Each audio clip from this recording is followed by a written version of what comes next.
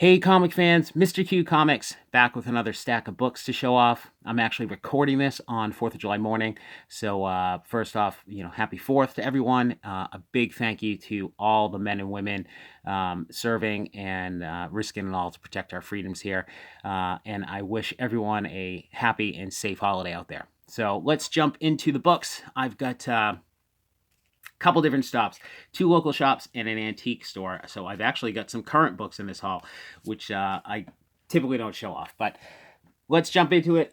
First, I grabbed a couple copies of Miles Morales Spider-Man #6, which is the first full appearance of Starling, which I guess is the Vulture's granddaughter. I've not been reading this run at all, but I saw other people showing it off, and they had it at cover, so I grabbed a couple copies. I think this is going in the $10 range on eBay, shipped, something like that, 10, 12 bucks.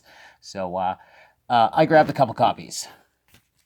This is another series I've been seeing a lot of people talk about. I actually was interested in reading this. I really dig the covers. This is Bone Parish. This is cover #1 here. So I guess this is about a new drug being made out of the ashes of the dead, and it's already confirmed to have been optioned.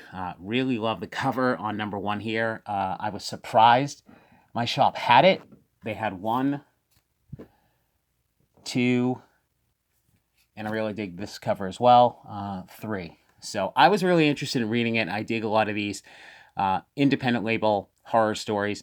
This is a Colin Bunn story, who I'm pretty sure I've read Colin Bunn before. I'm drawing a blank on some of the books, but yeah, this also has gone for pretty good money, at least #1 on eBay. But again, I was curious of reading it as well. So psyched to have those. Really surprised they were still sitting there with their regular issues.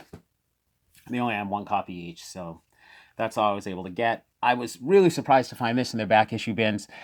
Dead Rabbit, I've got #1.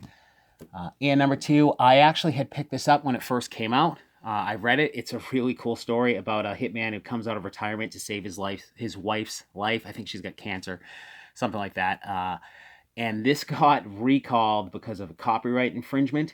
I think a restaurant in New York goes by the name of Dead Rabbit. I can't remember all the specifics, but I know it was recalled, and all the retailers were supposed to ship them back. So I was really surprised. My shop, obviously just not paying attention to these diamond recalls. They just had it right in with their regular back issues. So I grabbed another copy. I don't know what they're going for anymore. I think they were going for good money as soon as they got recalled, but I feel like #1's in the $15, $20 range, maybe. But still, it is a cool book if you happen to find it. I like the story, and I was kind of disappointed it happened because I was picking up the book. I was I was enjoying it, so kind of sucked that it got recalled and nothing happened with the story. So, all right, last few books I grabbed. This is a cool dollar bin find. These are kind of weird books. This is Justice League of America #217. This is the So Much Fun reprint. It says the Justice League Classic up there. Really cool George Perez cover. Not in great shape. Probably VG fine. It was beat up. I don't even think it was in a bag. But I know these So Much Fun reprints can command some decent money in great shape. I haven't researched them too much. I think there's like 12 random books from Marvel and DC, maybe in third publisher as well, Archie possibly, that they did just randomly chose issues. I know X-Men 221 has a So Much Fun reprint. There's an Action Comics or a Superman as well that I had from my childhood that I didn't even realize was a So Much Fun reprint. But I think this is probably going at least 15 bucks in this shape. In high grade, I saw it listed. Pretty pricey, over 50 bucks. So definitely cool if you find them. I don't think they all say So Much Fun like this one does on the bottom, but they all have that classic on there. And from what I read, I didn't do a ton of research. Like I said, I think there's only like 12 randomly selected books. So happy to find that. I knew right away when I saw the So Much Fun, it was worth grabbing for $1. All right, this is another book I've been seeing people talk about, a modern book here, Silver Surfer 117. These were only a few bucks. These are in great shape, and they're newsstands. Definitely both near mint copies. So this is the first appearance of the Black Body Silver Surfer. I really wasn't reading at this time, but I know this book has got some heat because of the Silver Surfer Black title, I believe, that's out. So I don't even think they're interconnected at all. But there's another issue from this run. I'm forgetting what it is that I think goes for a little bit more. But these are going between 10 to 20 bucks on eBay, I would say. So for a few bucks, it was definitely a good find, and unusual to find modern 90s books with these newsstands, especially in high grade. So very happy to have found those. All right, this is the last book I grabbed from this store. Normally would not have paid for this. It was under 10 bucks. It was pricier than I wanted. Spiderman Unlimited #1, which is the start of the Maximum Carnage storyline, which I think this is right at the tail end of my collecting days as a kid. I think I stopped right before this, or right as this started. I've got a copy of this, but mine's beat up, so this is in much better shape. And I think this is the first appearance of Shriek as well, so I'm definitely interested in piecing together the entire Maximum Carnage storyline. I'm sure I have all the Amazing Spider-Man tie-ins. I don't know if I have the other series, though, so I think it's like a 12-part series, but definitely seems like a story arc that's worth getting, with Carnage showing up in the next Venom movie. So, yeah, I was happy to find that in better condition. Okay, on to an antique store. This is a consignment shop that I love to hit up frequently. Pretty much one dealer I go to, and he had some pretty decent stuff there this time. Some more Atlas comics here. This is Police Action #3. Nothing really of significance here. It was just cheap. It's mid-grade. This is one of those books where it's got multiple stories inside. So the cover, from what I've researched, is Frank Thorne. And on one of the stories, you got some Mike Plug art, who's obviously a pretty well-known Bronze Age artist. So for a couple bucks, I wasn't leaving it. It's mid-grade. It's not in great shape. Okay, of course, always seem to be showing these off, these Marvel Tales. Marvel Tales #239, another McFarlane cover. I'm an addict. What can I say? It was a buck. It's in great shape. I'm sure I have it, multiple copies, but I cannot. If these are there, I literally cannot leave them behind. They have to be shredded for me to not take them for $1. I just can't not buy them. So, and I dig this Beast cover. So, glad to find that. This is another strict cover purchase for me. This is Captain America 286. I love 80s Mike Zeck, as you can see. I think his art is fantastic. These covers, he just has so many awesome covers from the 80s, and I don't know that I had ever seen this Deathlock cover. Super cool, not in great shape. It was cheap, strictly for the cover. Look at that. Look at the Mike Zeck spread there. I love it. Good stuff. Yeah, Mike Zeck, man, really amazing covers between the Secret Wars, the Kraven's Last Hunt. Yeah, really good stuff. Last two pickups from the antique store. So we've got Master of Kung Fu #17, third appearance of Shang-Chi, first appearance of Blackjack Tar, who I think is an ally of his. Never read the storyline. In this book, it actually changes title from Marvel Special Edition, which I think is the first two appearances. Marvel Special Edition 15 and 16, and then it changes to Master of Kung Fu. So not in the best of shape, mid-grade, but it was affordable. And again, with the movies, not going to leave behind a book like this. And last book, and this was a weird one. Okay, he had this marked as low grade. It's Detective Comics #441, which I absolutely love. It's one of these giant 100-pagers, so I got to put it in my silver/gold Mylar and my Mylite 2s. He had it as very good, and it is super sharp around the edges. Let me give you a closer look here. This is the first appearance of Harvey Bullock. Okay, the problem, I'm blocking the light, is the tape. If you can see it, there is tape for some unknown reason. 1, 2, 3, right there. You can see it. No idea why it's taped. It's very, very crisp. Again, I'm blocking the light here. So I thought, okay, maybe I can get the tape off. And I was going to attempt it. And then I just said, you know what? I'm just going to leave. I'm going to damage the sink because it's old. But it looks super clean. I have no idea why someone put tape on there. I mean, the cover's attached. It looks like high VF, if not VF near mint. I have no idea why there's tape on it. So disappointed if there is tape on it, but if the tape wasn't there, it probably wouldn't have been as cheap as it was. So really cool, just Bronze Age detective here. Archie Goodwin story, Jim Aparo on cover. I hope I'm saying that right, and Howard Chaykin and Walt Simonson interior art. So Still cool, even with the tape, it still presents beautifully, even though it's not in the condition it appears to be. So who knows, maybe one day I'll be experienced enough to get that tape off, but still extremely happy to have that.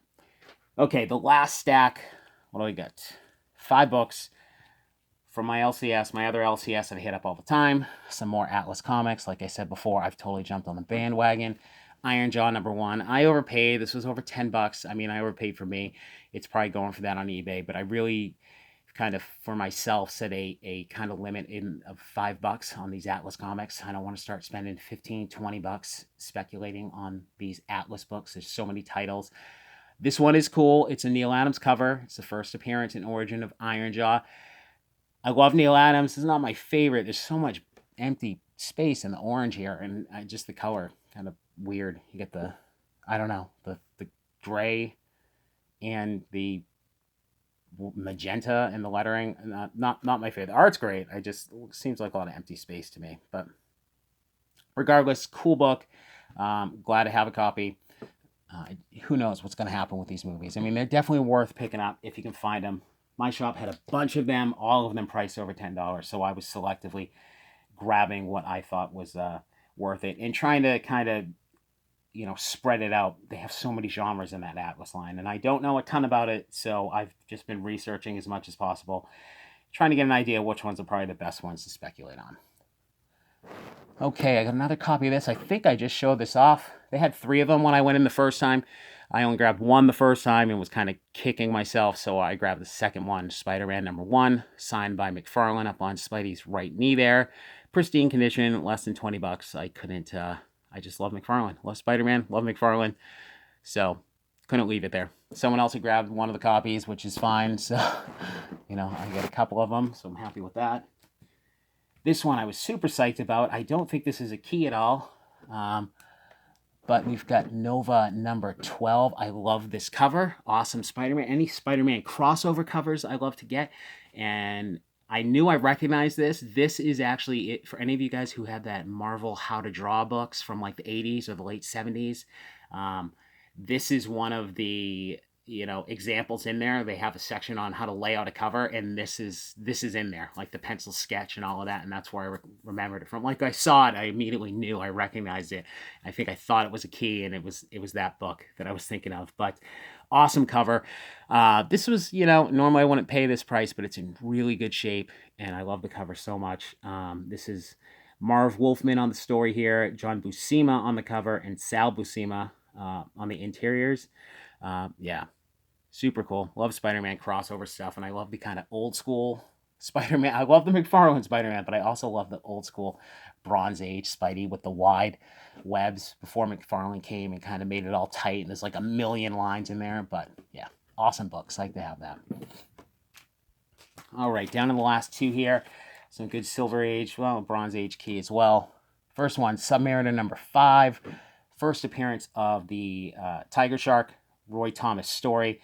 Again, we got John Buscema on the cover and the interiors. This was cheap because it's beat up. It's got a nasty tape pull there, as you can see. I was kicking myself because this shop had gotten a ton of Silver Age, as I've been showing off, and they had another copy of this much higher price that I let go probably a month or 2 before this, and of course it was gone the next time I went in. And I had a copy and sold well before kind of the speculation on the Submariner showing up in the MCU. So had to get another copy. It was cheap, even in low grade. The tape pull sucks being right over the R, but still really cool cover. Definitely dig that. So happy to have that there, even in the low grade. Final book. Super psyched to get this. I've been talking about this character in a lot of my videos, showing off a lot of the keys. This is Marvel Premiere #1. The Power of Warlock. This is an awesome Gil Kane cover. I think this is Gil Kane. So this is the first him as Warlock. So another big key related to Adam Warlock. This is not in great shape.